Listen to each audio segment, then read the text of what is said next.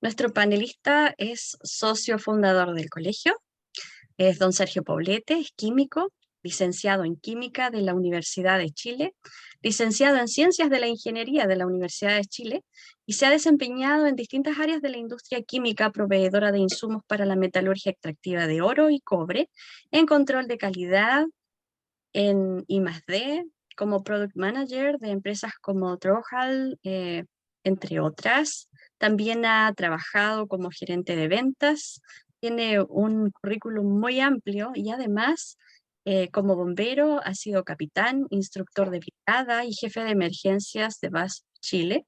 Es voluntario, es operador, técnico y comandante de incidente HAZMAT del Cuerpo de Bomberos de Santiago. Es fundador del grupo químico y fundador del grupo de rescate del Cuerpo de Bomberos de Santiago. Sigue siendo instructor HAZMAT de la Escuela de Bomberos de Santiago e inspector del Departamento de Planificación de Operaciones con Materiales Peligrosos de la CBS, generador de procedimientos de operación estándar, POE de respuesta de emergencias HAZMAT del CBS y especialista en emergencias con cianuro. Como instructor y representante de Bomberos de Chile, bueno, tiene muchísimo que aportarnos en esta conversación y dada su fuerte formación como químico, nos va a contar el día de hoy acerca de emergencias químicas en el laboratorio y en la industria. Don Sergio, muy bienvenido en esta tarde. Es suya la presentación. Muchas gracias, Estela. Buenas tardes a todos, colegas. Creo que esta es una charla que todos debiéramos aportar bastante, porque es una charla de químicos, de problemas químicos, y nosotros como químicos deberíamos solucionarlo. Pero lo que me pasó a mí fue lo siguiente, y creo que a lo mejor es un denominador común a los químicos de titulados años atrás, no sé ahora, pero nosotros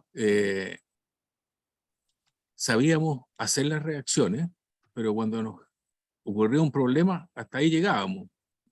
Las compañeras, las colegas salían arrancando y nosotros tratábamos de que no nos pasara nada.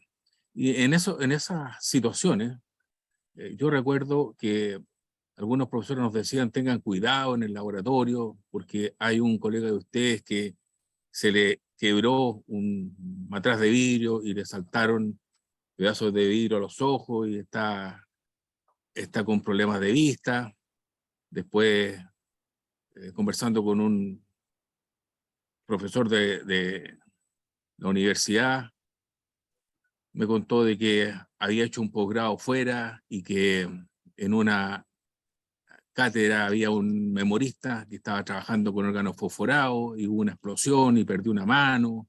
Y así uno empieza a escuchar cosas que le dan un poco de estupor, de que vayan a pasar y que no sabemos cómo solucionarlas. Bueno, yo creo que a todos ustedes les ha pasado más o menos lo mismo. Yo cuando partí como químico, a poco andar hubo un problema en la planta y me mandaron a llamar diciendo si los químicos generan, los productos químicos tienen que solucionar los problemas, los productos químicos también. Y me impresionó porque era sacar un cadáver de un operador que se había suicidado en una piscina de PLS con ácido sulfúrico, con el cual se le exhibía mineral de cobre. Y pensábamos que nadie se va a meter a sacarlo. Entonces ahí uno se pone a pensar qué pasan estas cosas, cómo las solucionamos. Y la intención en esta pequeña charla es darle algunos tips de cosas que han pasado, que uno ha adquirido experiencia en el tiempo y que después como voluntario y como integrante de una compañía de HAZMAT, de materiales peligrosos, nos llaman cuando hay emergencias con productos químicos y uno aprende. La verdad es que yo creo que es realmente importante tener presente que uno sale con mucha teoría desde la escuela, pero yo creo que he aprendido más química y más propiedades básicas en las emergencias químicas que lo que aprendí en la escuela. En la escuela aprendí la teoría, pero en la práctica el punto de inflamación, la viscosidad, el LEL, etcétera, son cosas que a veces uno no las pasa por alto. Y espero que esta charla les sirva para familiarizarse con algunos de esos conceptos. Voy a hacer la presentación y me gustaría que, si tienen algunas preguntas, a medida que se vayan generando, consúltenmelas por WhatsApp, ¿verdad? O por el chat.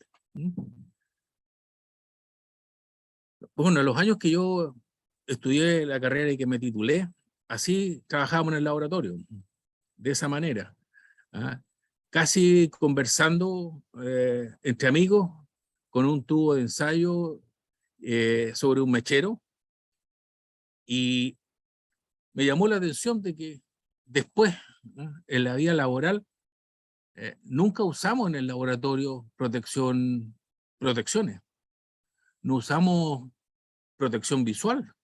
Y me contaron que un colega le llegaron fragmentos de vidrio a los ojos y que quedó con una gran disminución de su capacidad visual, que se quemaban las manos, que se les quemó a veces el delantal. No teníamos protección respiratoria, no usábamos accesorios, protección auditiva cuando estábamos trabajando en la campana que metía mucho ruido, etcétera.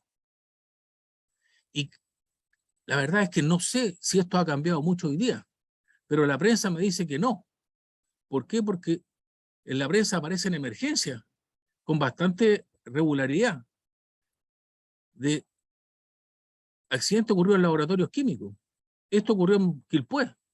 8 alumnos con quemaduras tras explosión en laboratorio en el colegio de Quilpué.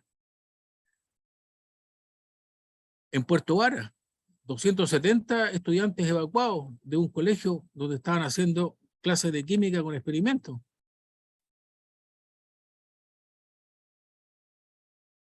Dos escolares en Castro. Uno tuvo que ser trasladado a Santiago, el otro a Puerto Montt. Un experimento que falló. Y no solo en Chile, en Argentina. En todos los países pasa lo mismo. Estudiantes de sexto año. 2 chicos sufrieron quemaduras, aunque de menor gravedad. Colombia. Algunos de un colegio. Entonces, ¿qué es lo que pasa en los laboratorios? Tenemos explosiones, tenemos fuego, quemaduras, químicas y térmicas, derrame, emanación de gases. ¿Y qué hacemos? ¿Cómo debiéramos trabajar? Yo creo que debiéramos empezar a trabajar en el laboratorio como se trabaja en la industria química, con equipos de protección, con protección auditiva para los que estamos dentro de la campana trabajando, con protección visual, con protección respiratoria. Tuvimos una charla de un colega que habló de las nanopartículas, que las nanopartículas son mucho más dañinas que las partículas de un tamaño más grande, y las respiramos. Accesorios, después vamos a ver algunos accesorios. Protección para las manos, ropa de protección, protección para los pies. Entonces, tendríamos que usar EPP. Claro, pero ¿qué tipo de EPP? Cualquier EPP no nos sirve. Tiene que ser EPP para trabajos químicos. Y partamos por el primero. Antiparra, protección de la vista. Pero cualquier antiparra no nos sirve. Tiene que ser una antiparra que sea adosada a la frente. Y no solo a nosotros. Me tocó participar en un caso de un accidente químico laboral en una celulosa en el sur, donde un trabajador perdió un ojo y el 50% del otro porque le cayó soda por el rabillo del lente protector. ¿Por qué? Porque no estaba adosado a la frente. Esa antiparra tiene que estar completamente adosada para evitar que nos ingresen por el costado partículas, líquidos, etc. Después vamos a usar los guantes. ¿Cuáles guantes? Uno con motricidad fina, uno con motricidad gruesa.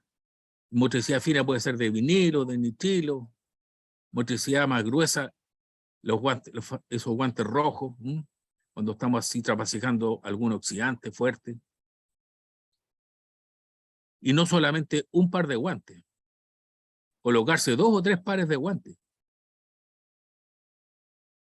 Después, protección respiratoria. Es cierto que a veces los laboratorios están ventilados y que no se van a generar muchos gases, pero cuando sabemos que se van a generar gases, independiente que son gases más pesados, más livianos que el aire, tenemos que protegernos. Y para eso tenemos máscaras de medio rostro, máscaras de rostro entero, con el filtro apropiado. Y en el centro está el tipo de filtro y el color asociado. Y tener presente que estos filtros tienen una cierta vida útil, 6 meses desde el momento que se abren. O si son usados en zonas con alta concentración, van a durar mucho menos. No es lo mejor, pero para un estudiante bastaría con este tipo de protección respiratoria. Recordemos que la protección respiratoria es lo que nos mantiene con vida. Nadie puede estar sin respirar y por lo tanto todo lo que respiramos, sea bueno, sea malo, ingresa a los pulmones. Y la vía respiratoria es una de las fuentes de intoxicación. Cuando uno tiene un ramo de toxicología, sabe que la inhalación, la ingestión, tocar, son vías de contaminación con tóxicos. Y finalmente, a veces es necesario sacarse el delantal y colocarse un traje de papel, un traje de Tyvek. Dependiendo de dónde estemos, hay que utilizar zapatos de seguridad. Un zapatilla normal, que son mucho más flexibles. Zapatillas de seguridad. Si estamos trabajando en una zona en donde la estática es importante, tenemos que utilizar zapatos antiestáticos. Pero no lo veo eso, no lo vi nunca mientras yo estudié, que nos protegiéramos de esta manera.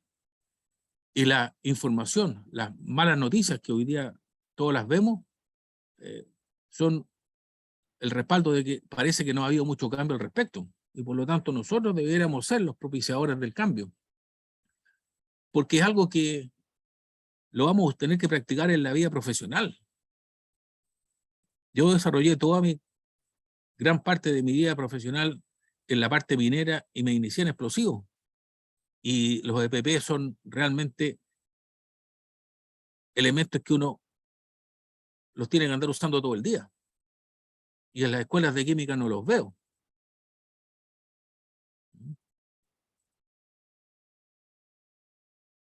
Dentro de las emergencias vimos que habían tipos de fuego. ¿Se les enseña a usar extintores? A mí no me enseñaron a usar extintores. ¿Se sabe que hay 5 tipos de fuego? ¿Se sabe que los fuegos eléctricos son los fuegos tipo C? ¿Se sabe que los fuegos de metales son los D? Y que en función del punto de fusión es el tipo de extintor que hay que usar. Que los fuegos F o K son para fuegos en cocina.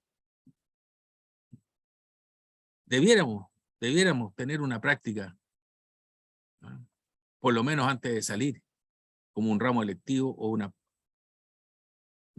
ramo obligatorio de seguridad.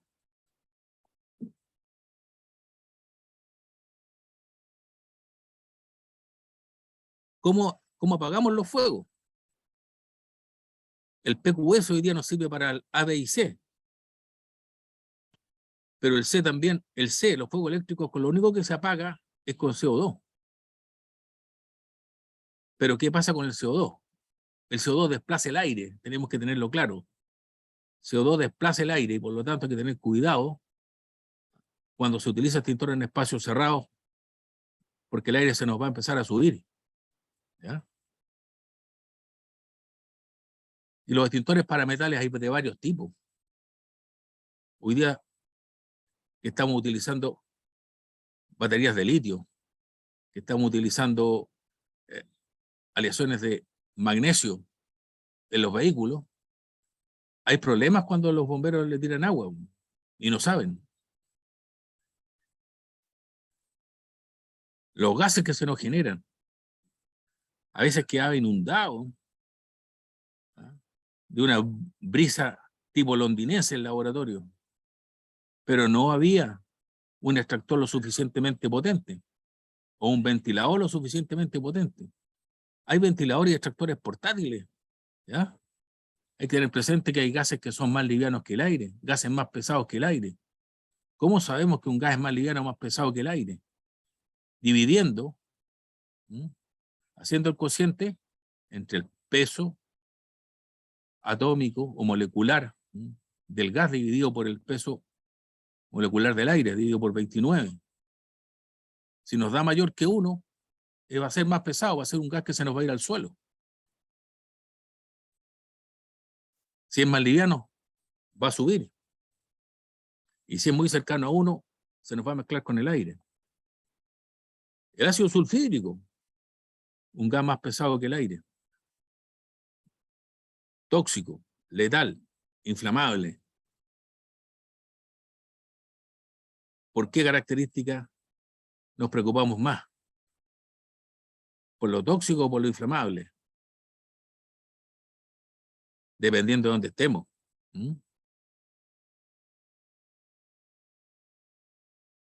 Y cuando tenemos realmente una emergencia química, tenemos que usar los EPP para emergencias químicas.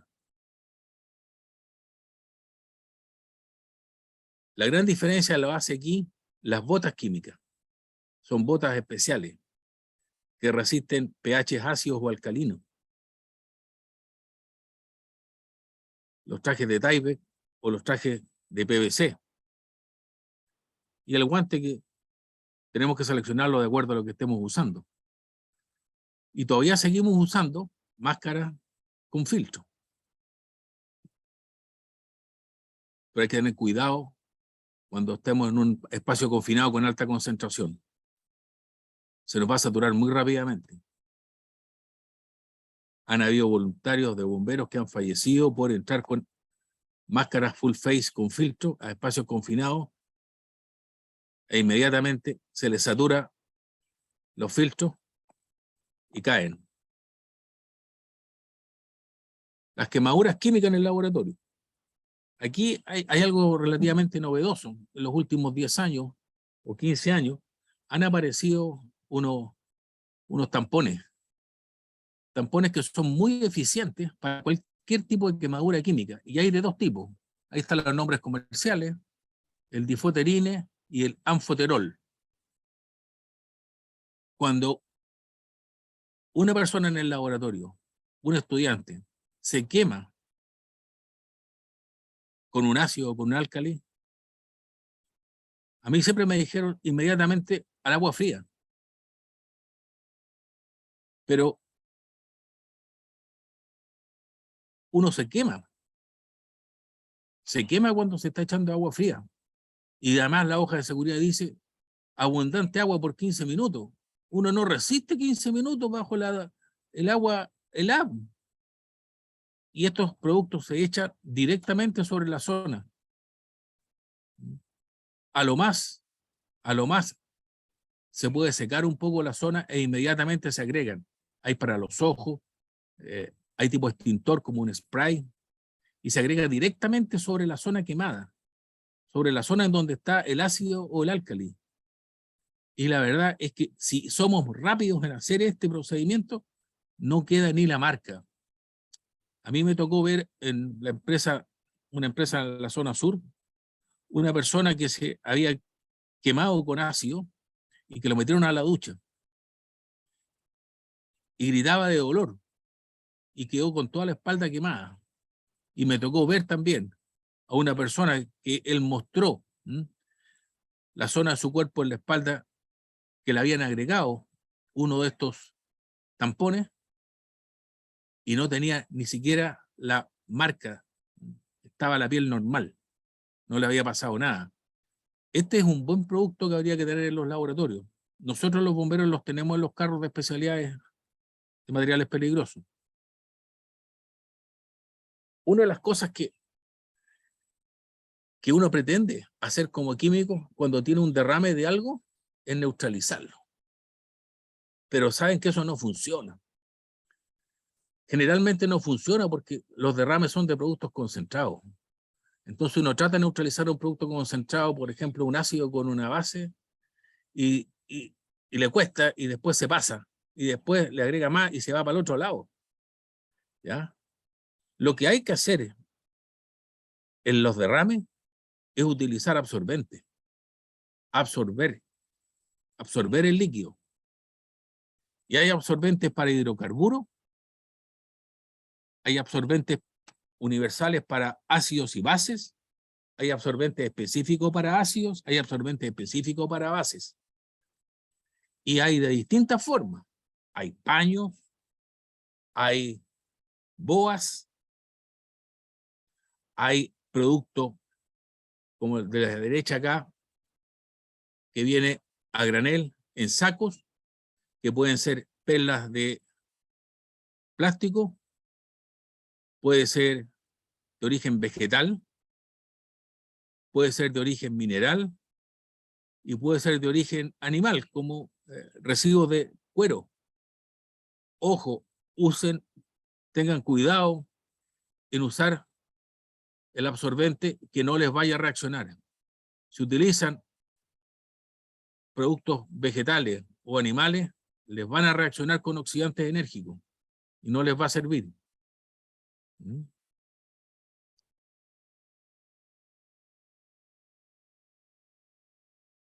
Los derrames, insisto, hay que absorberlos.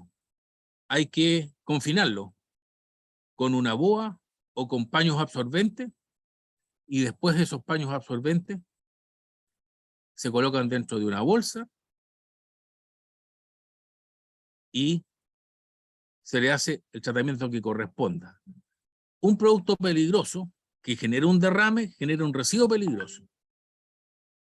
Y el residuo peligroso tiene que ir a disposición final. ¿Ya? Y se supone que los accidentes en los laboratorios de universidades con carreras de química debieran ser, ojalá no muy frecuentes, pero sí por lo menos más de uno, semanal o mensual. Y por lo tanto sería bueno tener un contrato de disposición final. ¿Por qué? Porque cuando uno no tiene un contrato de disposición final, las empresas que hacen este trabajo cobran de partida muy caro. Y en segundo término, van solamente en horario laboral. ¿Qué es lo que pasa cuando uno tiene un residuo peligroso y lo transporta? Corre el riesgo de que la autoridad sanitaria, si la emergencia cae en las redes públicas, en las redes sociales, se hace muy noticiosa y la autoridad sanitaria se deja caer. Llega al lugar y pregunta, ¿producto peligroso o no peligroso? Peligroso, ¿sí? Ya, ¿y dónde tiene el residuo peligroso? En la bodega. Pero la bodega que tiene usted está autorizada para almacenar residuos peligrosos. No. Ah, pero entonces, ¿por qué lo tiene almacenado aquí? Eso genera una multa. No, mire, no lo tengo aquí, se lo llevaron, un colega se lo llevó a otra bodega que sí, la tenemos un poco más allá porque tiene menos contacto con los alumnos. Pero el transporte, ¿lo hizo en un transporte autorizado para transporte de residuos peligrosos? No. Otra multa. Hay que tener cuidado con esos pequeños detalles que la verdad que pasan a ser bien importantes después y las multas no son baratas. Producto peligroso genera residuo peligroso que va a disposición final. Y tener cuidado con que la bodega esté autorizada y el transporte estén autorizados para manejo de producto peligroso. Si no, la empresa de disposición final traigan su camión que está autorizado y se acabó el problema. ¿Cuáles son unas buenas prácticas en el laboratorio? después de varios años de estar con emergencia. Usar ropa de trabajo cerrada. No ingerir alimentos, no fumar, no guardar los alimentos en el refrigerador, que haya buena ventilación. No trabajar solo fuera de los horarios normales, ¿ya? Un buen manejo de residuos y revisar periódicamente las instalaciones de gas, aparte de todas las otras consideraciones que ustedes, colegas, también pueden colocar. Generalmente los memoristas se quedan trabajando hasta tarde, solos, y han habido accidentes. Ojalá que se tomen las precauciones para que eso no ocurra. Y finalmente, después de que ha habido este accidente con explosión, con quemadura, con emanación de gases, etcétera, a veces el alumno o el paciente, la víctima, cae en estado de shock y puede sufrir un paro cardíaco. Y es importante pensar en un desfibrilador externo automático, un DEA. Todos debieran saber usar un DEA. La ley está exigiendo usar un DEA para zonas en las cuales exista a lo menos una cantidad mínima de 500 o de 1000 personas. Pero ¿qué es lo que pasa cuando ocurre la emergencia y están esperando que lleguen los bomberos? Porque se llama siempre a los bomberos para estas cosas. Esos instantes que ocurren entre la emergencia del laboratorio, que podría ser pequeña y que se está potenciando, son minutos o son segundos importantes. Y ahí es donde debiera haber una brigada de bomberos, del personal de la facultad, una brigada de evacuación de los edificios, y en lo posible tener un estanque de agua propia. Cuando ocurre la emergencia, cuando ocurre el incendio, lo que siempre genera problemas es el agua. No hay agua suficiente. O los bomberos se conectan a la red pública y baja el caudal. Entonces, las empresas y las universidades debieran tener estanques de agua propia, porque hoy día que se está construyendo tanto edificio, tanto condominio, cuando se conectan las tiras de los bomberos, la verdad es que a veces no sale agua. Y si sale, no alcanzamos la presión, tiene que pasar por la bomba para aumentar la presión a 6 a 8 bares. En todas las emergencias anteriores que vimos de alumnos de colegio, de laboratorio, aparecían los bomberos. Se llama a los bomberos para estas emergencias. ¿Y por qué? Aquí les voy a dar una pequeña reseña de el Cuerpo Bombero Santiago se formó como consecuencia del incendio de la iglesia de la Compañía. La iglesia de la Compañía estaba a una cuadra de lo que es el actual Congreso, de la ex sede del Congreso. Y cuando finalizaba el mes de María, hubo un incendio que para esos años, el 8 de diciembre de 1863, causó casi 2000 muertos. 2000 muertos. Es una de las tragedias en que ha muerto más gente en los tiempos modernos, y no, muchos de nosotros no lo sabemos. Murió el 2% de la población de Santiago. Y la mayor parte fueron damas, hijas y madres de la clase social alta de Santiago. Y a los pocos días se formó el Cuerpo Bombero de Santiago por un llamado que hizo por un diario una persona que dijo que no quería que esto se volviera a repetir. Y toda la alta sociedad de Santiago se inscribió como voluntario. Por eso que casi todas las calles del centro de Santiago, calle Maquíver, Vicuña Maquena, Vivaceta, pertenecen a voluntarios del Cuerpo Bombero de Santiago, porque ellos fueron los afectados con los fallecimientos de las víctimas del incendio de la compañía.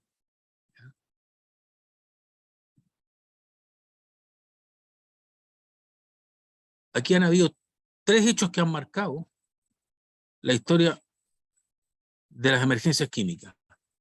Primero, el incendio de la compañía con los 2.000 muertos.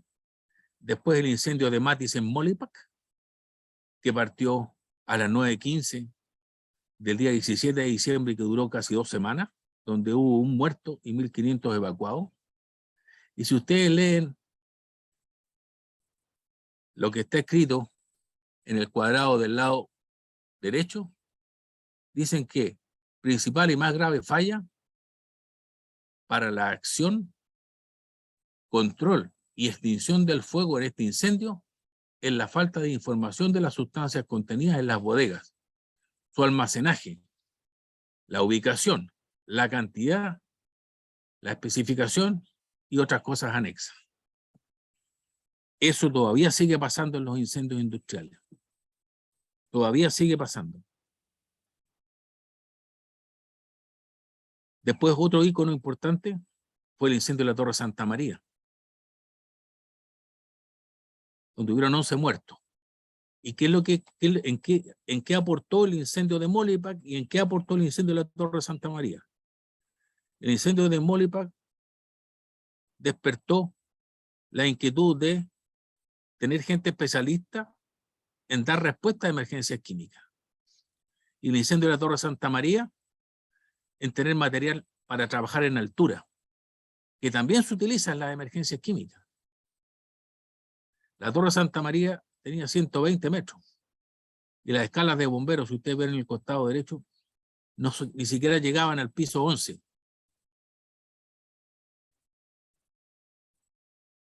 El Cuerpo de Bomberos de Santiago hoy día tiene 22 compañías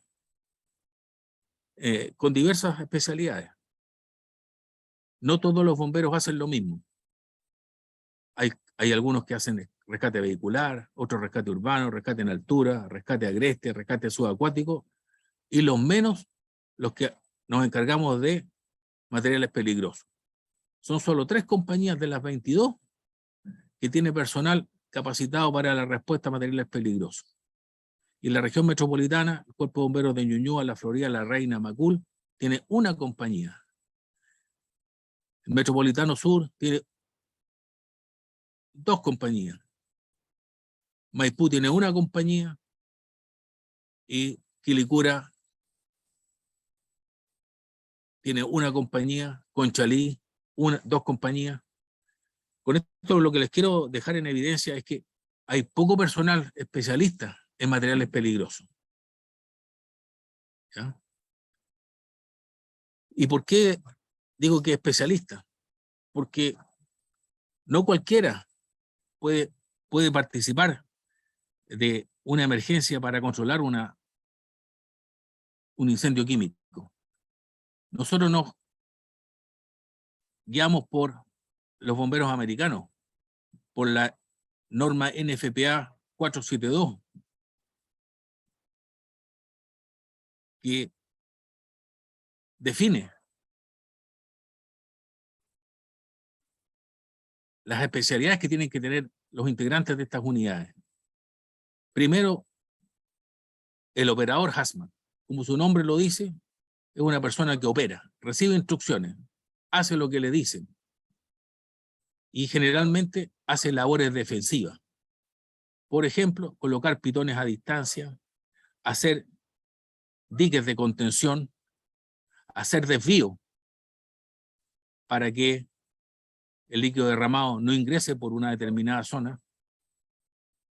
Después vienen los técnicos hazmat, que también hacen labores defensivas, pero están capacitados para hacer labores ofensivas, como por ejemplo, colocarse un traje encapsulado y tapar un agujero de un tank container,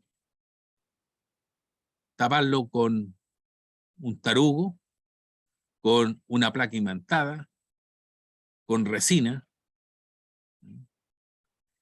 Después están los comandantes de incidentes, que son las personas que están a cargo de la emergencia, que define las tareas a realizar, y la norma NFPA también sacó el técnico hazmat con especialidad. En Estados Unidos, recuerden que esto es un modelo gringo, en Estados Unidos hay técnicos hazmat especialistas en cloro, técnicos hazmat especialistas en amoníaco, técnicos hazmat especialistas en radioactividad y radiación, técnicos hazmat especialistas en cianuros. Entonces, el personal de las compañías hazmat son los que participan de la resolución de las emergencias químicas. Y la gente se pregunta, nosotros como químicos tenemos claro que las emergencias químicas van a ir aumentando, pero la gente cree que las emergencias químicas van a ir desapareciendo. Yo como químico, y creo que ustedes van a encontrar la razón, creo que las emergencias químicas no tienen por dónde ir disminuyendo, solamente van a ir aumentando, ¿ya? ¿Por qué? Porque el desarrollo de los países se fundamenta en 3 pilares: el agua, la energía y los productos químicos. ¿Y por qué los productos químicos? Porque nosotros sabemos que con los productos químicos obtenemos productos de mayor valor agregado, ¿ya?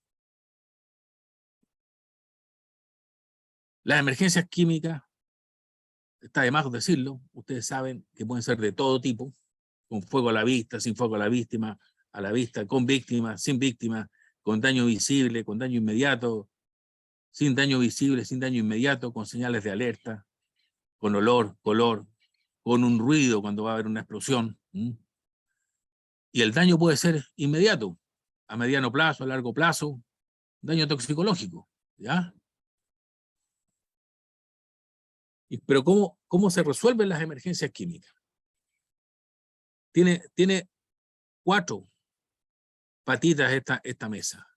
Una es la tecnología.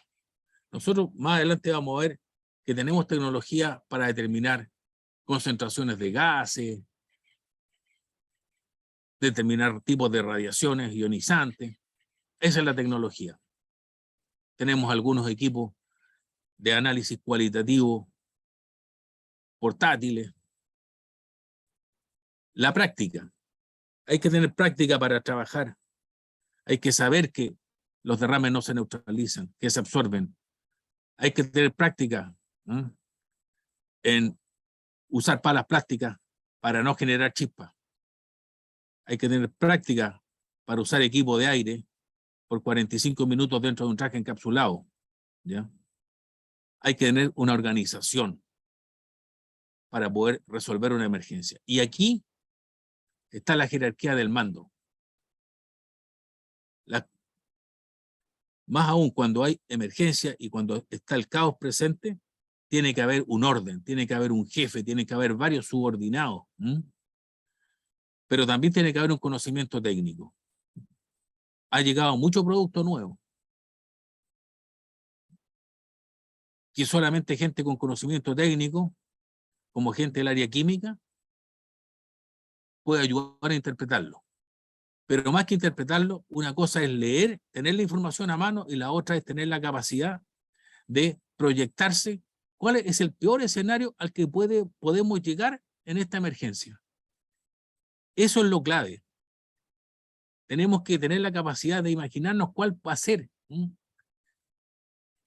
el mayor desastre que puede ocurrir en esto. Con gases sabemos que son explosiones, ¿ya? Entonces con gases tenemos que eliminar explosiones.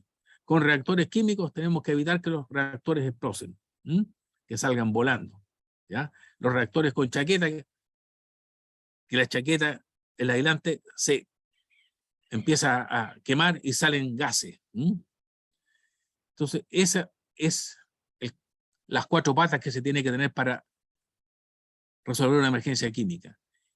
Y el conocimiento se adquiere con clases, con capacitaciones. El personal se capacita. Para ser técnico hay que hacer varios cursos. Para ser comandante incidente hay que hacer varios cursos, ¿ya? Hay que certificarse y después renovar la certificación cada cierto número de años. Las emergencias que respondemos son de todo tipo, desde olores en el ambiente, filtraciones, derrames, rupturas de envase, combustiones espontáneas, ¿ya? Fugas de gases combustibles domiciliarios, incendios industriales de origen químico, emergencias biohazard. El fin de semana pasado nos tocó un caso de anthrax, ¿ya? Actos terroristas con productos químicos, suicidios químicos, ingesta voluntaria de productos químicos. Hay mucha gente que está practicando la eutanasia ingiriendo productos químicos y dejan la carta a la fiscalía especificando que eso es lo que están haciendo. Y son tantas las salidas a gases combustibles domiciliarios que tenemos una clave especial, ¿ya?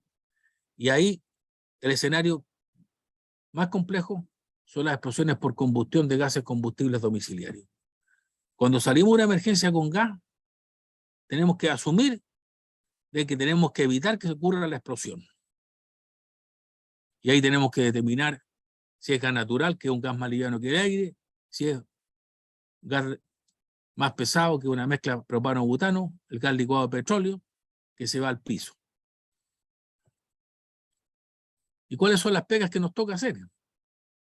Pegas que ocurren también en los laboratorios de las universidades y en las industrias. Derrame de productos. Recoger el producto, y cuando el producto es peligroso, colocarlo confinarlo, colocarlo en un envase sellado y en un sobreempaque para que sea transportado seguro.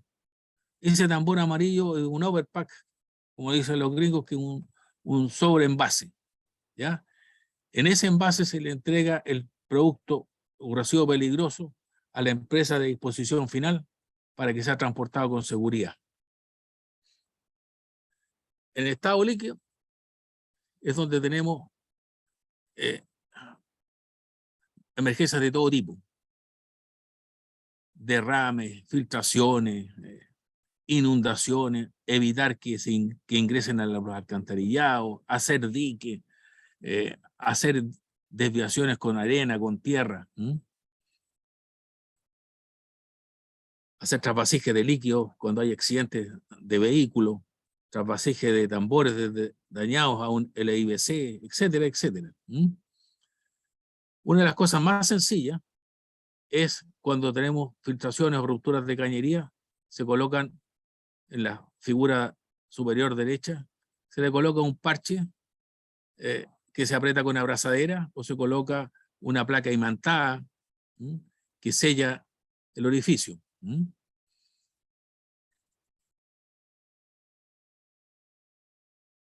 Y en estado gaseoso, bueno, en estado gaseoso no solamente tenemos el tema del gas, sino que tenemos que tener el monitoreo de la posible mezcla que genere explosión. Entonces, lo que hacemos ahí es una cuantificación mediante monogases y analizadores de gases, que son herramientas bastante útiles y que debieran usarse también en las universidades o en las industrias, y no solo los bomberos, para las emergencias. De hecho, ya hay algunas empresas que lo han usado por mucho tiempo, pero hay otras empresas que no la usan, y sabemos que no la usan porque por eso todavía tenemos muertos cuando se ponen a limpiar camiones que transportan NaCH, sulfhidrato de sodio, y tenemos muertos cuando se colocan a limpiar las piscinas de residuos de las clínicas, y tenemos fallecidos cuando se meten a limpiar el alcantarillado cuando hay ácido sulfídrico. Entonces, hay que usar monogases, hay varios monogases, de cloro, de óxido nitroso, de CO, y no son caros, no son caros respecto al valor de una vida humana, pero aquí viene el consejo. Nosotros sabemos que un punto no indica tendencia, por lo tanto hay que tener dos equipos para que los dos equipos con sus lecturas nos indiquen tendencia o presencia. Hay que tener cuidado con los enmascaramientos. Cuando se trabaja en bajas concentraciones, el CO enmascara muchos gases, incluso el ácido cianhídrico, ¿ya? Detección y cuantificación con equipos que detectan trazas y ventilación forzada. Ojo con la ventilación forzada. Cuando hay gases que son inflamables, hay que utilizar equipos que no generen chispa.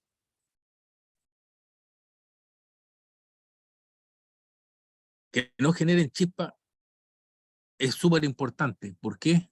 Porque la chispa puede ser la energía necesaria para que se produzca la explosión por combustión, ¿ya?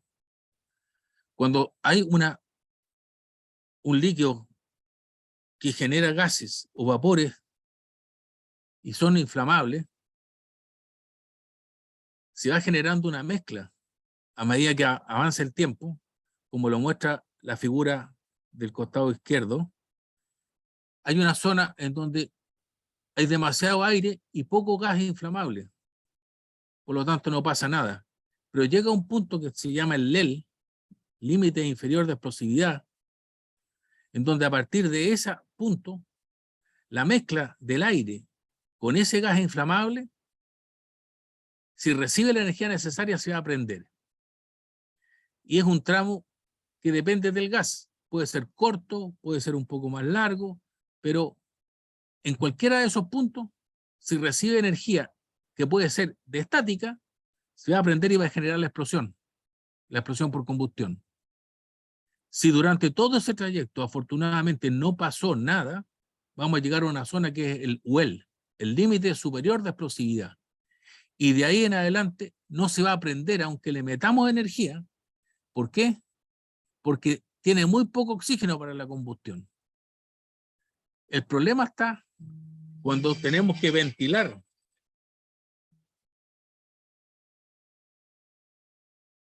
Cuando tenemos que ventilar esa zona que no se produjo combustión. Porque tenemos que pasar nuevamente por la zona en donde la energía puede hacer que se genere la explosión. Hay equipos especiales que tenemos nosotros los bomberos para determinar el LEL. Y el LEL tiene como patrón de referencia el metano y el propano. Es poca la diferencia, pero en algunos gases es importante. Este equipo que mide el LEL, además nos mide la presencia de oxígeno,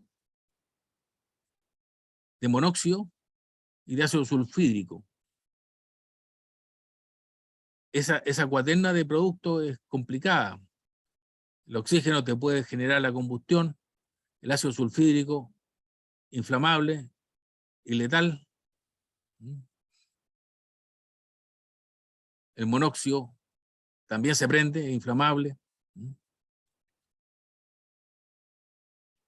Y hay que tener presente una cosa, que todo material que se empiece a calentar va a generar gases. Vean este video de pirólisis, en donde se va a ver el flash point. Ahí donde se generó esa explosión es el flash point. Este es un equipo que está diseñado justamente para medir flash point. Y por eso que cuando las personas dejan la casa cerrada y dicen después, oh, se me quemó la casa y no sé por qué, es porque algo quedó prendido y se empezó a calentar. A medida que aumenta la temperatura, los compuestos que tienen gases, sabemos, como oxígeno, nitrógeno, van a salir cuando la temperatura de la habitación empiece a romper la estructura molecular. Y lamentablemente también nos toca rescatar víctimas, vivas o fallecidas, ¿ya? Y en ambos casos tenemos que hacer la descontaminación primero para las personas vivas para evitar la contaminación cruzada cuando los transportan hacia el lugar, hacia el centro asistencial. Y ahí ustedes ven que los bomberos usan unas mangueras, en donde obviamente a menor tamaño de gota, mayor superficie de contacto y mejor la descontaminación. Pero a veces se utilizan duchas, pero cuando las personas están en riesgo de vida, en riesgo vital, los minutos y los segundos juegan un papel importante y la descontaminación la hacemos cambiándole la ropa. Las fuerzas americanas abrieron información en donde ellos demostraban que en las guerras que han tenido tanto en Vietnam como en el Golfo, la descontaminación del personal es muy importante cuando se cambia el uniforme o la ropa. El 80 o el 85% de la contaminación está en la ropa. Y por lo tanto, la ropa hay que sacarla. Hay que sacarla y colocarle estos trajes desechables. Esto es válido también para los accidentes en el laboratorio. Cambiar la ropa, sacarle la ropa, ¿ya? Y la descontaminación de la cara y las manos se hace muy rápido con toallitas húmedas, ¿ya? Dependiendo de si puede usar agua o no. Uno ve como químico qué es lo que tiene que usar. Un producto orgánico disuelve orgánico, inorgánico disuelve inorgánico, etc. ¿Qué es lo que usamos los bomberos cuando tenemos estas emergencias químicas? El traje de bombero que pueden tener las brigadas, tanto de las facultades como de las empresas, el traje de bombero estructural es un traje especial para protección contra el fuego, ¿ya? Que tiene en la parte de atrás una pieza en la cual uno le abre el cuello y le tira una especie de suspensor y arrastra a la persona, arrastra al bombero cuando está desmayado. Por lo tanto, se puede hacer evacuación de personal. Cuando tenemos emergencia, por ejemplo, de emanación de líquidos de un tank container o de un estanque en donde el chorro está sobre nuestra cabeza, tenemos que usar los trajes de protección química valvular. El traje del costado rojo, del costado derecho superior, que es rojo, que puede ser azul, verde, amarillo, naranja, el color no tiene nada que ver, es un traje especial para que uno esté aislado. Tiene un tubo de aire para 45 minutos o una hora que va dentro del traje y por lo tanto uno tiene su propio aire y puede recepcionar o recibir lluvia de químicos sin mayor problema. Esto de lluvia de químicos sin mayor problema hay que revisarlo. ¿Por qué? Porque los trajes tienen un cierto grado de permeación y un cierto tiempo de penetración, ¿ya? Son parámetros que están escritos en los trajes y cuando uno selecciona los trajes o los compra, tiene que obviamente saber cuánto es el tiempo de penetración. Uno no puede estar 2 horas metido en una piscina con ácido sulfúrico porque después de 2 horas obviamente algo va a penetrar y algo va a permear, pero sí para salpicadura, para chorro directo, son muy buenos y permiten trabajar. Nunca se trabaja solo, siempre se trabaja de a dos. Y la nueva norma está exigiendo que se trabaje de a tríos, ¿ya?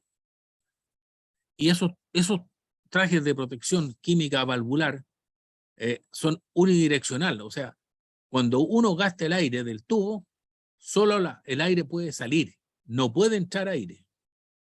Ese es el nivel de protección respiratorio nivel A. Hay nivel B, en donde hay un intercambio de aire con el exterior. Y el nivel C es un traje que utiliza filtros de aire.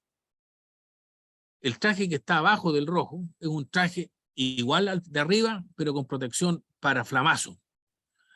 Cuando uno tiene emergencias con elementos pirofóricos o zonas en las cuales hay alto peligro de inflamación y hay que ir a cerrar una válvula o hay que ir a hacer alguna operación de desconectar, se coloca estos trajes con esta protección antiflama. Pero es una protección, no es para estar adentro del fuego bailando. Después, cuando tenemos emergencias con gases criogénicos, y en el tiempo de la pandemia se dio mucho, están los petos y los guantes azules, que hay que usarlos, porque si no se nos congelan las manos y y con cualquier golpe se nos fracturan, ¿ya? Generalmente en las emergencias con gases criogénicos, lo que se hace es trabajar a distancia y con una manguera, nosotros le llamamos pitón, se tira agua sobre el orificio o sobre la fisura y está tan helado que el agua se congela y forma un parche. Eso es lo que llamamos el parche frío. ¿Mm? Y con eso se para la fuga. Eso se puede hacer también a nivel de laboratorio. ¿Mm?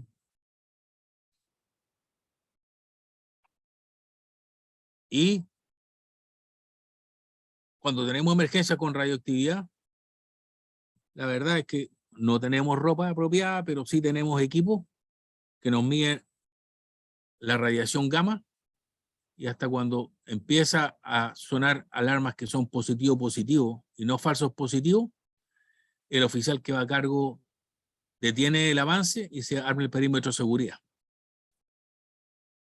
Tenemos buzos desechables para nosotros y también para las víctimas que sacamos, las víctimas vivas o fallecidas, para cuando se hace evacuación y se tiene que descontaminar a mucha gente, se les hace pasar por escaleras telescópicas donde hay chorros de agua como una ducha gigante en ropa interior y después se les coloca la ropa de papel o ropa desechable.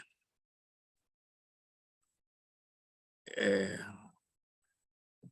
es lo que usamos?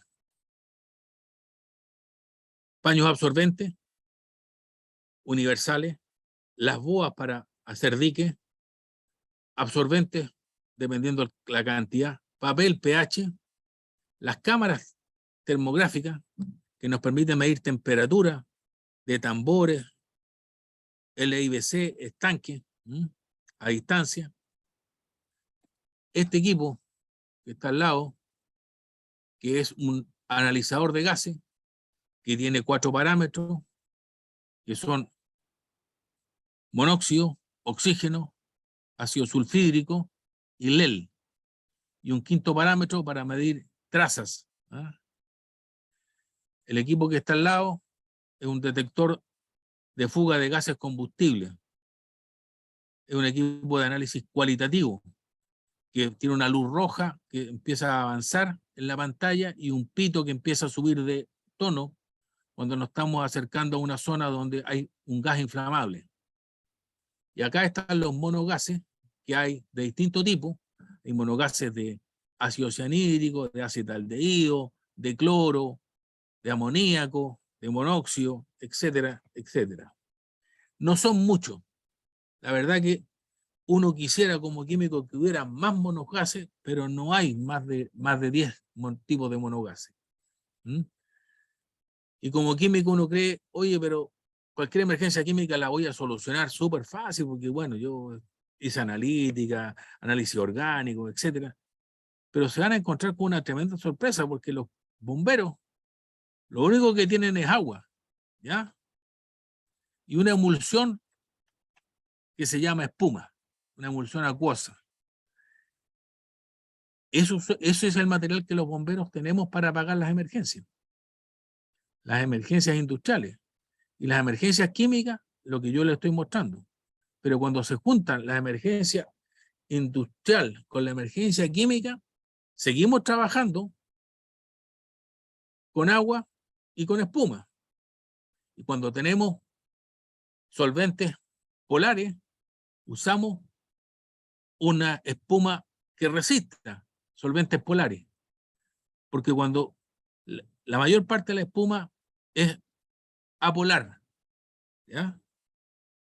Y si le echamos espuma apolar sobre, por ejemplo, una amina o un alcohol, esa espuma va a desaparecer y el fuego va a avivarse.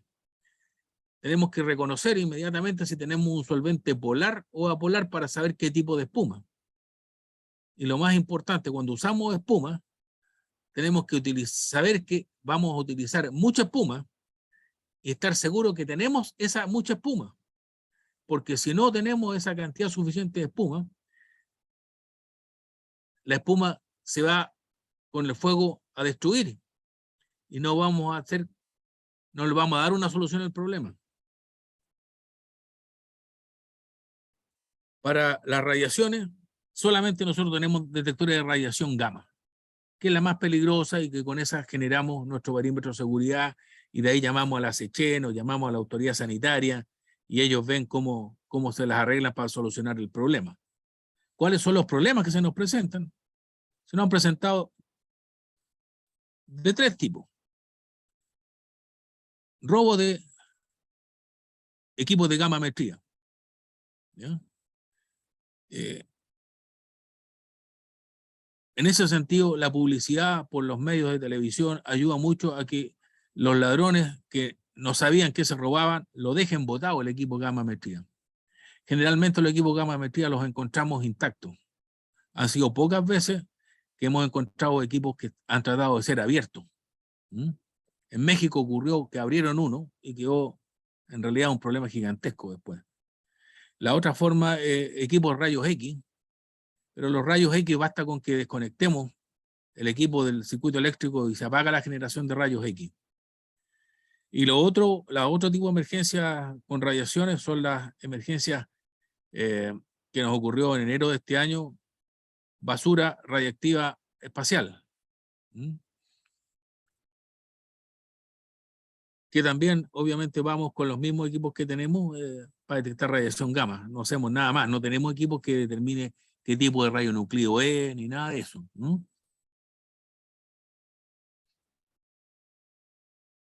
Dentro de los equipos que habría que tener en las emergencias industriales, en las brigadas que ustedes puedan formar o que puedan tener o que sugieran comprar, están las duchas de descontaminación, que es la azul del costado izquierdo.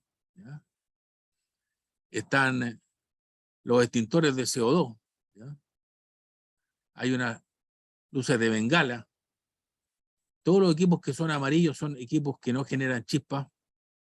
Extractores, cuando tenemos gases más pesados que el aire que van al suelo. Ventiladores, cuando tenemos gases más livianos que van hacia el cielo. Abrimos puerta y ventana y metemos el ventilador.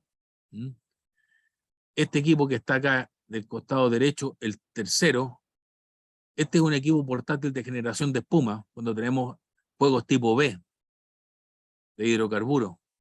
¿Ya? Esto que está acá es un pitón que genera espuma de alta expansión con aire.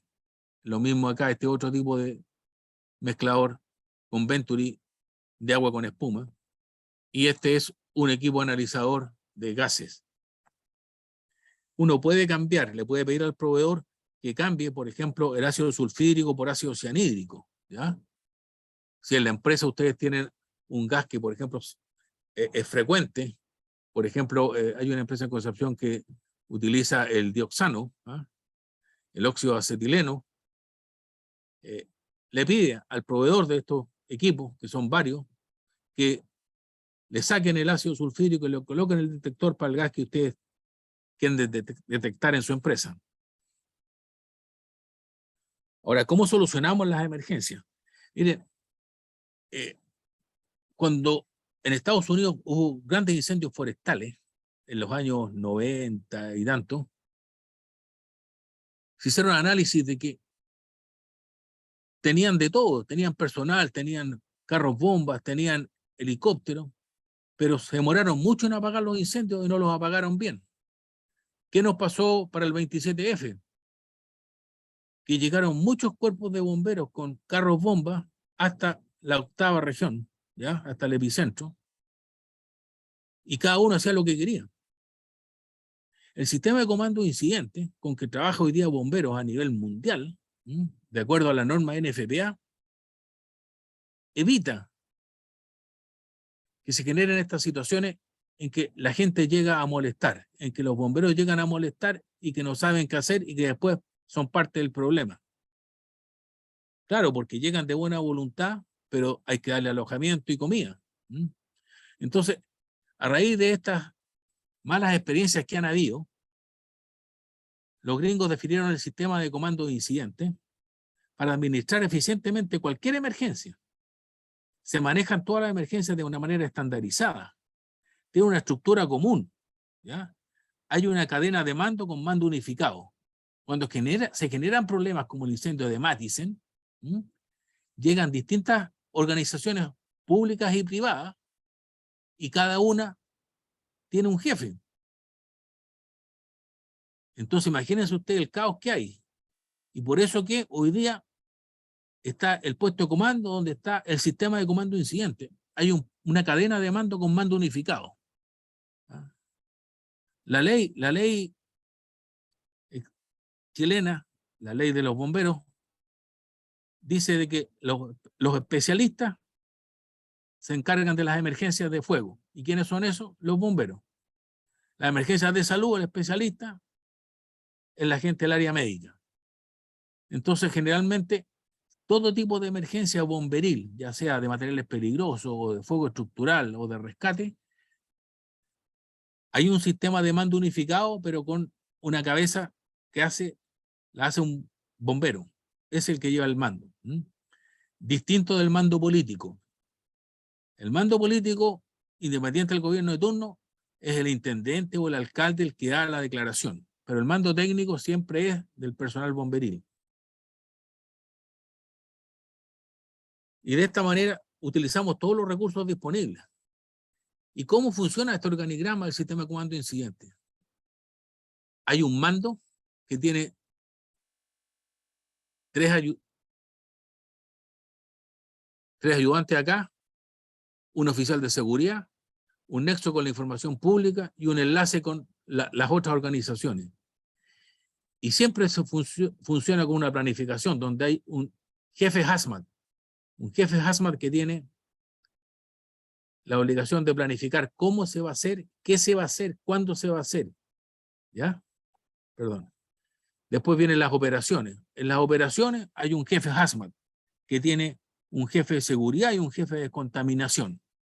En logística hay un encargado de insumos. ¿Ya?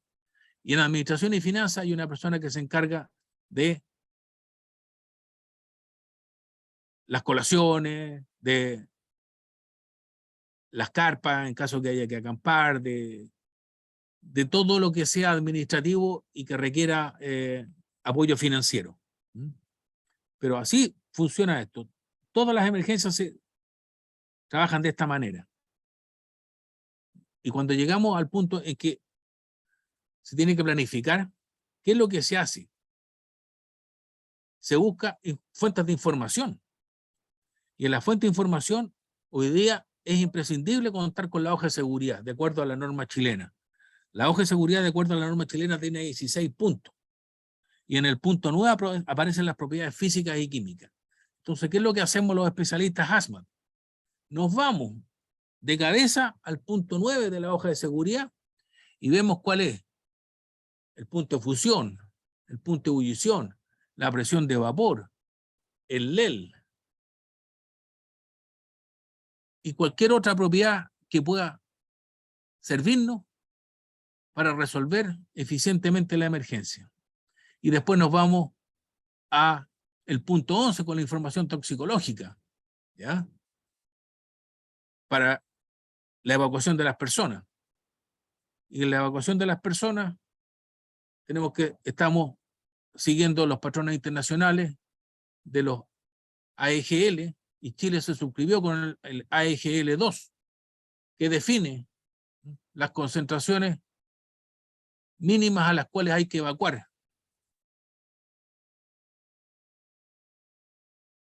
Si la hoja de seguridad no es lo suficientemente clara para nosotros, acudimos a otras fuentes de información que debieran estar también en poder de las industrias y de los laboratorios, que es la GRE, la Guía de Respuesta de Emergencia, en donde se clasifican por familia los productos químicos peligrosos y se clasifican las respuestas a esas emergencias también por familia.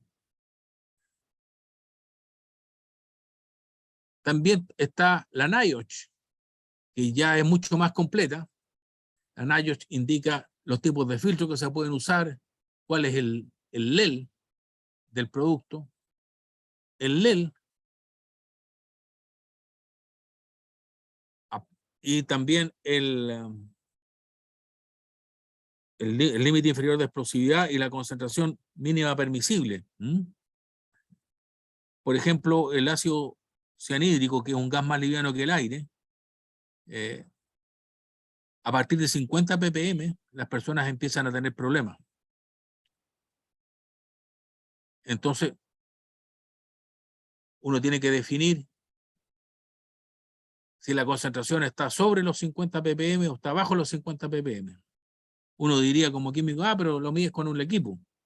Pero los equipos que utilizan los bomberos no son equipos especiales para bomberos, son equipos industriales adaptados para emergencias, ¿ya?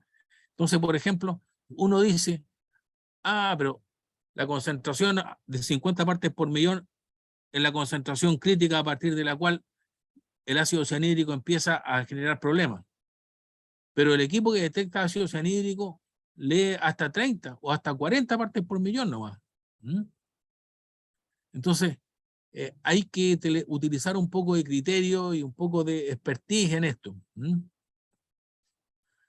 También tenemos algunos software cuando tenemos emergencias, como por ejemplo Molimet. Hay unos software químicos que son el Weizen, el Cameo, que nos detectan.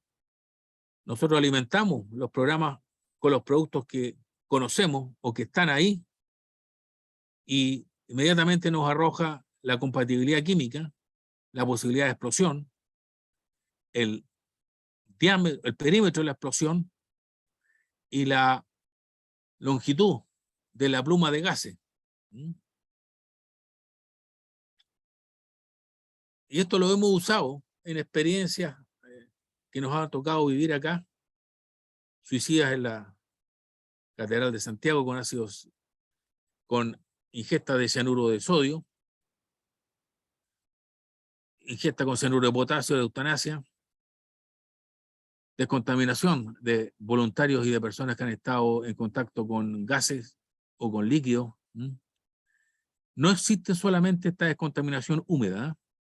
Dependiendo del tipo de emergencia, nosotros utilizamos otras descontaminaciones. Por ejemplo, cuando hay una contaminación con gases, las personas las colocamos delante de ventiladores. Cuando existe personas que están contactadas con líquidos y que están contaminadas con líquidos, aparte de cambiarle la ropa, le secamos todo el líquido que traspasó o que humectó la piel y que traspasó la ropa, y después van a la piscina. Cuando se trata de polvo, cianuro en polvo, anthrax, etcétera, ventilación, ¿ya? Generalmente descontaminamos de manera húmeda con agua, pero utilizamos también hipoclorito y peróxido de hidrógeno como oxidantes. Hay una emergencia con cloro, por ejemplo, emergencias con ácido sulfídrico o con azufre. ¿Y qué es lo que pasa cuando hay una emergencia muy grande? Por ejemplo, una emergencia como Matisen que hubiese ocurrido en la 17ª región. Nosotros tenemos un sistema de apoyo nacional que se creó justamente a partir del 27F. 27F nos trajo muchas enseñanzas para optimizar la forma de responder las emergencias. Nadie sale si no lo llaman. Si hay una emergencia química en alguna región, la compañía HAZMAT del cuerpo de bomberos correspondiente acude al lugar. Si necesita apoyo, le pide a su comandante apoyo, el cual le pide apoyo al PFOR, Punto Focal Operativo Regional. El Punto Focal Operativo Regional son 2 o 3 personas por región y tenemos 16 regiones. Si la emergencia sobrepasó la capacidad de respuesta de esa región, el PFOR se comunica con el PFON, el Punto Focal Operativo Nacional. Y ese Punto Focal Operativo Nacional se contacta con el Sistema Nacional de Operaciones. El Sistema Nacional de Operaciones es un ente que la ONEMI le solicitó a Bomberos de Chile formarlo, porque los bomberos son el principal grupo de respuesta civil a emergencias. Entonces, están organizados para responder, y cuando esa emergencia superó la capacidad de respuesta regional, el Sistema Nacional de Operaciones se comunica con un grupo especializado que se llama el GTO, Grupo de Trabajo Operacional HAZMAT, de materiales peligrosos. Ese grupo analiza la emergencia y ve qué cuerpos de bomberos cercanos tienen capacidad de respuesta en personal y en equipo. Y van avanzando hacia el sur o hacia el norte a medida que no van encontrando la solución, hasta que llegan a encontrar que existe un cuerpo con apoyo técnico especializado y se le pide, ese grupo especializado hoy día están certificados, nosotros estamos en proceso de certificación de acuerdo a las normas americanas, y ese grupo especializado, con los equipos especializados, porque está todo esto clasificado, se le da la salida y es despachado, ya sea con los carros bomba en avión, el personal en avión, hacia el lugar del incidente. Así trabajamos.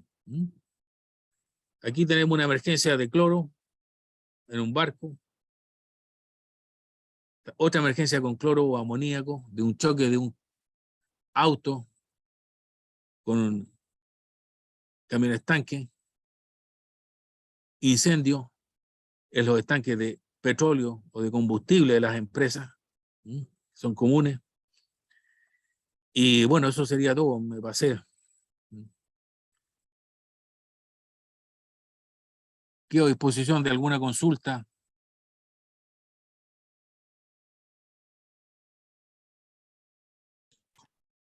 Estimado Sergio, muchas gracias por su charla. En el chat hay personas que hicimos preguntas. No sé si las revisa o se las leo. Ya, léamelas, por favor. Ya, una persona dice, trabajé en algunas empresas, Rodrigo Cancino, dice, trabajé en algunas empresas químicas y en todas tenían duchas con altos caudales. La razón, el alto caudal podría arrastrar el ácido o la base y tras esto aplicar un tampón. ¿Qué opinas, Sergio? Sí, eso se puede hacer. Cuando hay mucha caudal, cuando se tiene la posibilidad de tener un caudal muy alto, ¿no?, y mucha cantidad de agua, eso funciona cuando hay personas contaminadas con ácidos o bases. Pero ahí hay un problema, que la gente no resiste mucho tiempo. Ojo, ¿eh? Pero la mejor forma es esa, cuando hay mucho caudal y mucho volumen de agua. De esa manera se absorbe la reacción exotérmica. Pero cuando eso no ocurre y estamos faltos con agua, el colocarse debajo de la llave en un laboratorio ya no sirve. ¿Ya? Es mejor echarse estos anfóteros. ¿Cuál sería la otra?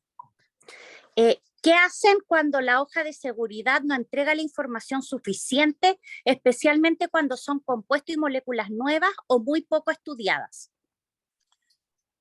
Buena pregunta. Nos metemos a internet y tenemos un grupo de asesores, ¿ah?, que son 4 o 5 personas, también bomberos, que puede también estar integrado también por personas no bomberos, que nos podrían ayudar.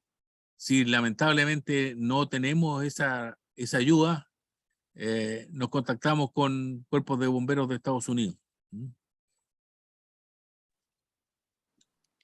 Ya, otra dice. Hasta el momento no nos ha pasado eso, ¿eh? Ojalá que no nos pase. Dice, ¿los software que mencionó son licencias pagadas o libres? No, son licencias libres. Cualquiera las puede bajar de internet. Súper. Renato pregunta, ¿qué cree que se necesita para poder impartir mayores medidas de seguridad en alumnos de pregrado? Soy estudiante y las medidas de seguridad no se acercan en nada a lo mencionado por usted. Yo creo que hay que inculcar la seguridad en pregrado. Hay que tener un curso de seguridad, porque si no, no se va a aprender. Vamos a aprender con pruebas y errores, y eso a la larga sale muy caro. Compañeros que pierden la vista, que pierden un dedo, que quedan con una lesión permanente, etc. Y creo que sería muy bueno, porque en el fondo nos estamos anticipando a la experiencia laboral. en la empresa química nos exigen andar con los elementos de seguridad.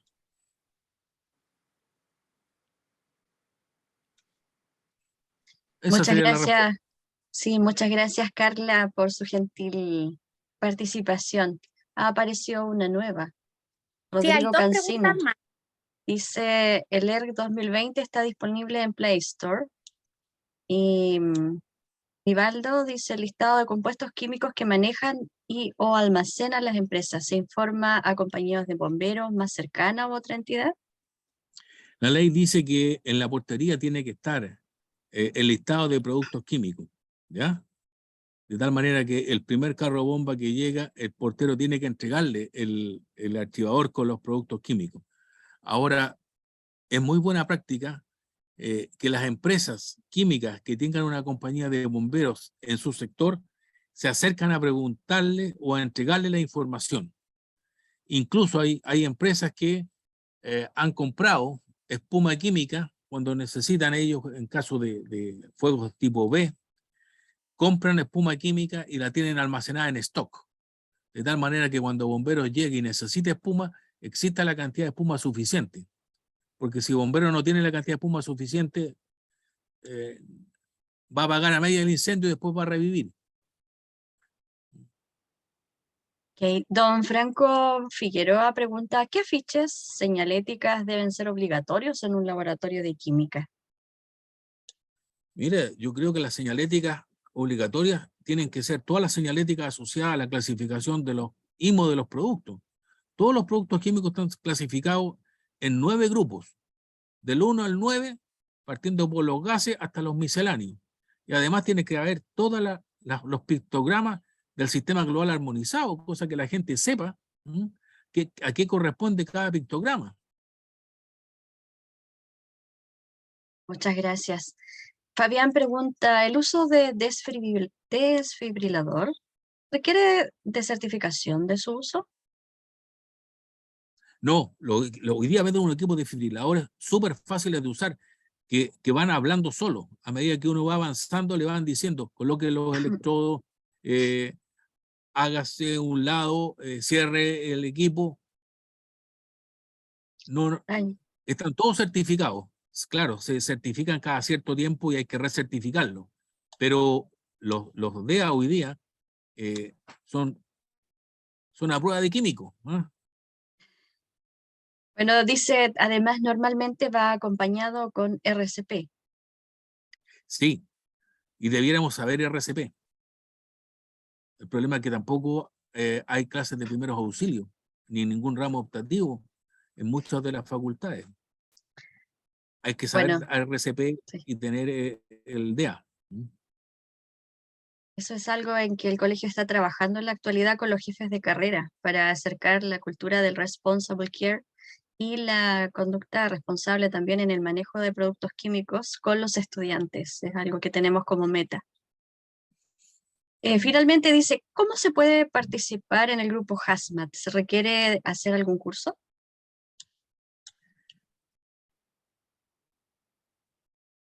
Mira, tenemos dos formas de participar. Una es siendo bombero voluntario y la otra es, si están interesados, yo necesito tener gente a la cual nosotros podemos preguntarle cuando nuestra información no es lo suficiente o no estamos seguros. El grupo de respuesta HAZMAT del Cuerpo de Bomberos de Santiago, que es un grupo que está en proceso de certificación, que es el grupo que va a salir a otras regiones cuando existan emergencias, tiene un grupo de asesores que no necesariamente todos son bomberos. Hay asesores que son personas civiles, ¿ya? Y que en función de sus conocimientos y de su interés se les solicita a nuestro comandante que los incluya. Obviamente tienen que ser personas relacionadas con alguna profesión que nos dé respaldo de que nos va a entregar información cuando lo necesitemos. Ahora, si él quiere participar, que me contacten. Nivaldo, y en realidad yo creo que habemos varios aquí químicos presentes que quedamos muy interesados en el tema y en su interesante charla. Ha sido realmente espectacular. Yo quedé muy, muy asombrada con diversas situaciones que, si bien están mucho en la prensa. Ah, ya. El correo, don Sergio. Están pidiendo su correo en el chat. Claro, Carla, para contactarle. Sí, sí, Nosotros entrégale el correo. estamos muy agradecidos por estas charlas interesantísimas. ¿Hay alguna otra consulta de parte de los presentes? Hola, Adelante, soy Eduardo. Eduardo.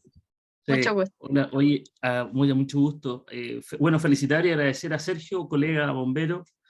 Yo estuve, bueno, muchos años en el Cuerpo Bombero Santiago. De alguna manera lo he visto. Bueno, yo no soy de hazmat, pero he tenido la experiencia. Después, bueno, yo soy de profesión ingeniero en prevención de riesgo. Por lo tanto, en alguna oportunidad y las experiencias de la vida me ha tocado trabajar en algunas partes, aspectos de laboratorio químico. Bueno, dentro de eso he visto algunas preguntas ahí, como las buenas prácticas, y un poco adicionando lo que dice Sergio dentro de su exponencia, de su presentación, es importante tener en consideración el tema de la hoja de datos de seguridad. Esa es una hoja de datos de seguridad que es relevante en la entrega de la información, más cuando uno también fue novato en la universidad o bueno, empezaba a trabajar. Nosotros también tuvimos ramos químicos. Por lo tanto, obviamente nos permitía ver de qué manera nosotros podíamos considerar o trabajar conjuntamente el tema de la aplicación de la prevención de riesgos. Pero sí, la información relevante es la hoja de datos de seguridad. Pero lo importante acá, dentro de eso, y la normativa establece que tienen que estar en español, porque hay unas oportunidades que me ha tocado a mí también, bueno, asesorar actualmente, es que uno se encuentra con hojas de seguridad que están en inglés. Por lo tanto, bueno, obviamente las personas, bueno, cada uno tenemos experiencia, bueno, en hablar en inglés o tenemos conocimiento, pero sí lo importante es que estas estén en hoja de datos de seguridad y estén a la mano, no solamente también en la entrada, como establece la legislación, y bien decía Sergio, sino más bien también estén en los laboratorios, estén a la mano, que estén conocimiento, hacer, no sé, una especie de charla de 5 minutos, o que está a cargo del laboratorio, y poder difundir esta hoja de seguridad, porque son 16 puntos relevantes que aparecen dentro de todo el tipo de producto químico, si es peligroso o no peligroso. También hablamos de una NFPA 704 que establece la peligrosidad, tanto la salud, el tema de la inflamabilidad, la reactividad, y eso obviamente es como la parte esencial dentro del expertise de la profesión del químico. Eso principalmente, quería aportar un granito de arena para aquello, y bueno, para mí también felicitarlo. Yo llegué aquí de paracaidista, me llegó una invitación y quería, porque también, bueno, yo tengo mucho, tengo una expertise en algún aspecto, pero quería complementar eso. Así que agradecerte también y a todo al equipo. Eso. Gracias a usted, Eduardo. Fabián tiene la palabra. Hola, buenas noches a todos. Primero, agradecer a Sergio por su excelente charla, muy acotada, pero muy concisa en todo aspecto. Quería, la verdad, que también hacer una acotación respecto por ahí salió en una slide, el tema de si vemos un compañero desmayado. A veces hay que tener un poquito de precaución, saber en qué ambiente estamos, porque ese compañero desmayado podría estar en una atmósfera peligrosa, y en el ánimo de ir a rescatarlo podríamos caer nosotros también, ¿ya? Entonces, por ahí también la recomendación muchas veces es llamar a un servicio de emergencia cuando vemos a alguna persona desmayada, o si tenemos los recursos como un respirador autónomo o estos mismos equipos para desfibrilador y hacer las maniobras de resucitación, poder realizarlas con la mayor seguridad posible, ¿ya?